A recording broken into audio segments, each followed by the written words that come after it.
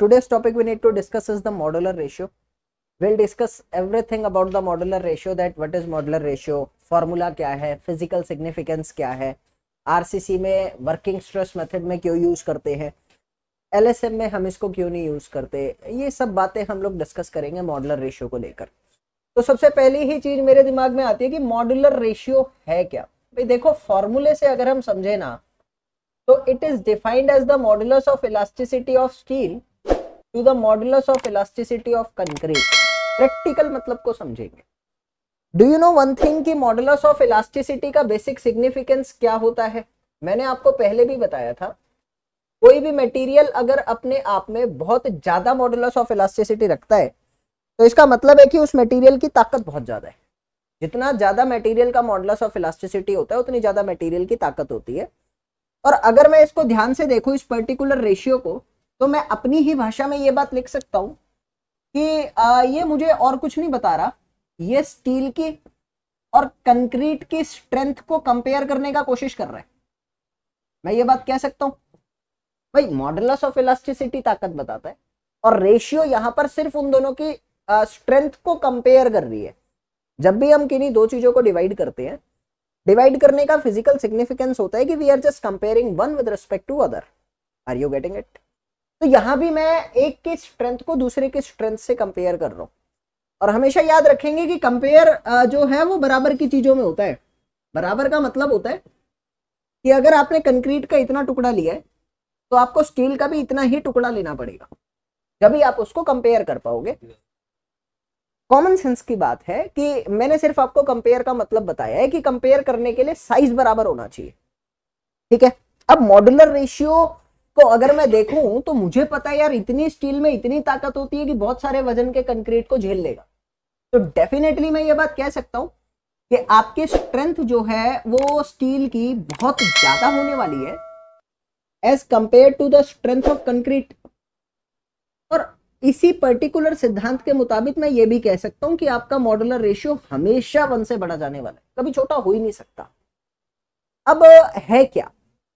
अगर आपने मेरी बात को ध्यान से सुना, मैंने आपको कहा कि मॉडुलर रेशियो का एक ही काम है, स्ट्रेंथ को कंपेयर करना। या फिर मैं ये भी कह सकता हूं, अगर इसी फॉर्मूले को मैं दूसरे फॉर्मेट पे लिख रहा हूं, मैं ये बात लिख सकता हूं, इसके हिसाब से मैं ये भी कह सकता हूं m इंटू EC। इसका मतलब क्या है? प्रैक्टिकली सोचो, मान लो आपके पास एक स्टील का छोटा सा टुकड़ा है या आपके पास कंक्रीट का टुकड़ा है। अगर आप अपने स्टील के टुकड़े को कंक्रीट के टुकड़े से कंपेयर करते हैं, या मैं ये भी कह सकता हूं कि आपके पास स्टील के टुकड़े हैं, उस स्टील के टुकड़े की जगह आप कंक्रीट के टुकड़े लगाना चाहते हैं, पक्का? तो आपको कितने कंक्रीट के टुकड़े लगाने पड़ेंगे ताकि वो स्टील के जितनी ताकत शो कर सके? तो ये कैसे संभव है? ये संभव है जब आप अपने मॉडुलर रेशियो की मदद लोगे। यहां पर एक एग्जांपल देता हूं। मान लो ये आपका एक आरसीसी का सेक्शन है। इस आरसीसी के सेक्शन में आपने स्टील दे रखी है और आपको स्टील हटानी है, लेकिन आपको उतना कंक्रीट देना पड़ेगा ताकि वो सारे लोड को झेल सके। तो आप क्या करोगे? स्टील का एरिया तो देखो बहुत छोटा सा है, देखी जाए तो बहुत छोटा एरिया है, लेकिन जब आप ये स्टील हटाओगे तो सिर्फ इतने से कंक्रीट देने से काम नहीं चलेगा। मेरी कॉमन सेंस कहती है क्योंकि कंक्रीट की ताकत तो बहुत कम है, तो तुम्हें कंक्रीट एक्स्ट्रा देना पड़ेगा। और जब तुम अपनी इस ताकत को निकालोगे ना, तो यू विल फाइंड कि आपका ये कंक्रीट थोड़ा सा एक्स्ट्रा यहां से जाएगा। तो आप अपने मॉडुलर रेशियो से स्ट्रेंथ ऑफ द कंक्रीट को मल्टीप्लाई करके आप कंक्रीट का इतना बड़ा एरिया निकालोगे। तो ये पर्टिकुलर एरिया मुझे कहां से मिला? ये मुझे यहां से मिला जो मॉडुलर रेशियो मेरे को पता है। तो आप एक बात कह सकते हो, this can only be possible with the help of modular ratio. तो मॉडुलर रेशियो क्या बना? मैं डेफिनेशन के तौर पे ये भी कह सकता हूं, it is the factor which converts one section into another या वन मटेरियल इनटू अनदर। अपनी भाषा में मैं इसको समझ सकता हूं, एक मटेरियल को दूसरे मटेरियल के उतने ही स्ट्रेंथ की क्वांटिटी निकालने के लिए मैं मॉडुलर रेशियो का यूज कर सकता हूं। समझ में आया? पक्का? अब मेरे पास बात आती है कि मॉडुलर रेशियो क्या है, फॉर्मूला भी समझ आ गया, फिजिकल सिग्निफिकेंस क्या है वो भी समझ आ गया। हम लोग मॉड्यूलर रेशियो को जनरली WSM मेथड के तहत यूज करते हैं, ठीक है। क्यों यूज करते हैं इसको भी जरा समझेंगे, लेकिन ये बाद की बात है। WSM मेथड में कोडल प्रोविजन के तहत IS 456-2000 में ये बात लिखी है कि आपके मॉड्यूलर रेशियो का एक और फॉर्मूला होता है जहां पर लिखा जाता है 280/3 सिग्मा CBC, जहां पर सिग्मा CBC जो है वो आपकी परमिसिबल स्ट्रेंथ इन कंक्रीट है। परमिसिबल स्ट्रेंथ कह लो या स्ट्रेस कह लो, परमिसिबल स्ट्रेस इन कंक्रीट, ठीक है। अब क्वेश्चन मेरे पास ये बनता है कि आप लोग अपने इस मॉड्यूलर रेशियो को LSM में क्यों नहीं यूज करते, ये आपके पास क्वेश्चन बना। देखिए क्या है कि LSM थ्योरी ऑलरेडी आप लोग अल्टीमेट प्रोविजन तक लेकर चलते हैं, ये आपको पता है। LSM थ्योरी के तहत आप अपने लोड को 1.5 से मल्टीप्लाई करते हैं, फैक्टर्ड लोड लेते हैं, और वो फैक्टर्ड केस जो है वो अल्टीमेट केस है। अल्टीमेट का मतलब है कि आपका लोड 10 का ही लगना है, 11 का लग जाए, 12 का लग जाए, कोई दिक्कत नहीं है। आप उसको 15 तक के लिए डिजाइन कर रहे हैं, और जिंदगी में ऐसा नहीं होता कि आप जितने के लिए डिजाइन करें उससे 50% ज्यादा लोड आप उसी में लगा दो, जगह ही नहीं होती।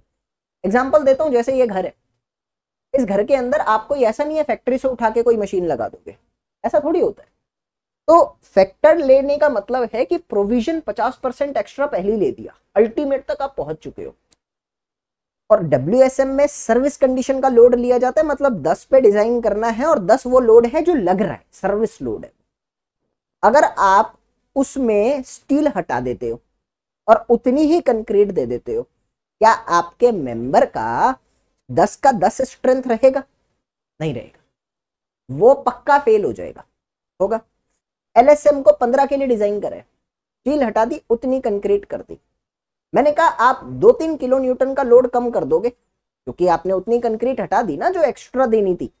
एक्स्ट्रा तो नहीं दिया, बस स्टील की जगह मसाला भर दिया, तो उतने में 15 तो नहीं झेलेगा, बट हाँ 12, 11, 11.5 तक झेल सकता है, तो भी वो 10 से ज्यादा पर है।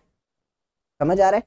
तो सिर्फ इसी चीज को ध्यान में रख के हम मॉड्यूलर रेशियो को LSM में नहीं लेकर आए, हम मॉड्यूलर रेशियो को WSM में फिक्स करके चले गए। क्वेश्चन ये बनता है क्या मॉड्यूलर रेशियो LSM में यूज कर सकते हैं? देखो करने को तो कर लो, लेकिन आप ऑलरेडी LSM में बहुत महंगा स्ट्रक्चर बना रहे हो, फैक्टर्ड लोड के लिए डिजाइन कर रहे हो, स्ट्रेंथ आप कम कर चुके हो, पार्शियल फैक्टर ऑफ सेफ्टी से डिवाइड करते, तो फिर जरूरत नहीं है। मॉड्यूलर रेशियो आपके सेक्शन को बड़ा बनाती है, बनाया ना मैंने, बड़ा बनाया, तो जरूरत नहीं है। बस LSM में करना हो तो कर लो, बट बहुत ज्यादा फालतू की चीज हो ना तो ही करना, किसी काम की नहीं है।